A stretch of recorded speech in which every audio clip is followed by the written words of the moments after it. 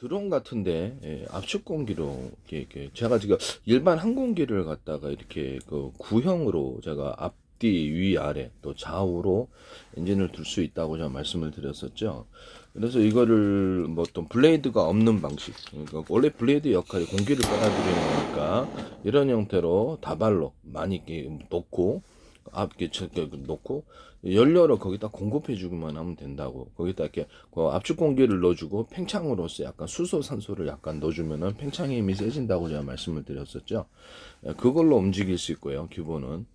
아니면 제트 엔진으로도 가능한데 속도는 빠르죠. 근데 압축 공기를 전면으로 이렇게 여러 겹으로 해가지고 길이를 틀리기 위해서 내뿜거나 밑으로 내뿜거나 방향을 전환해서 이게 가변식으로 가능하거든요. 이렇게 해가지고 할 수 있어요. 근데 이제 일반 드론 같은 경우에도 이렇게 바람을 빨아들여가지고 밑으로 내뿜는데 제가 진공청소기에서 말씀을 드렸다시피 여러 군데서 바람을 빨아들여라. 그래갖고 이제 압축을 간단한 장치로 압축을 하면 이게 싸게 만들 수가 있거든요. 간단하게 압축을 해서 그것을 방향을 전환해 주는 밑으로 이렇게 딱 전환해 주는 거예요.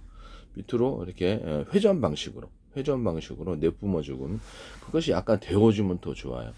데워주는 장치를 하나 딱딱 공기의 팽창의 힘이 세지도록 거기다 수소산소를 살짝 넣어주면 더 좋습니다. 그렇게 되면 일반 드론 같은 것도 수직 이착륙이 가능하거든요. 일단 나중에 이제 수소산소를 좀 충전해주면 되는 일입니다. 수소산소 없이 하려면 그냥 압축 공기를 갖다 받아들여가지고 이렇게 밑으로 강하게 공기 부양정이 일단 그렇게 움직이고 있기 때문에 압축 공기를 만들려면 플라이보드 같은 것도 보면 이렇게 하거든요. 그래서 가벼운 어떤 드론 정도, 전투 드론 이런 정도는 충분히 가능한 부분이에요. 그래서 전면으로 여러 겹을 한 겹이 아니라 길이를 틀리기 위해서 하거나 감속 구조를 가지거나 충분히 할 수 있고요. 또는 기체를 살짝 이렇게 하면 뒤집어지긴 하는데 감속 구조를 일단 이렇게 압축 공기를 통해서 가질 수 있다. 또는 그 다음에 정지 살짝 좀 정지식으로 할 때는 공기 주머니를 그것도 정지식으로 할 때도 위로 바람을 내뿜고 위로 공기를 내뿜고 밑으로 내뿜고 이 두 구조를 가질 수가 있습니다. 위로 바람을 내뿜고 밑으로 내뿜고 해서 기체를 안정화시켜 주는 거예요. 안정화시켜 주고 서서히 그것을 프로테지를 바꿔서 이제 밑으로 내뿜으면서 내려와 주는 겁니다. 이걸 말씀을 제가 드리고요. 추가로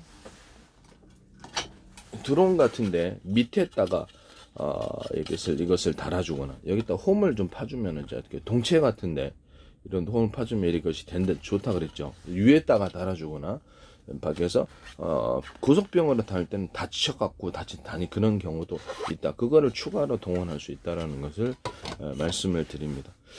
이렇게 하시면 제 기술 구조가 여기 있습니다. 공기 주머니도 이렇게 바람을 넣었다 뺐다 하면서 제가 낙하산 패러글라이딩 할 때도 이 기술을 썼는데 말씀을 드렸는데요. 그렇게 하시면 제 기술이 되겠습니다.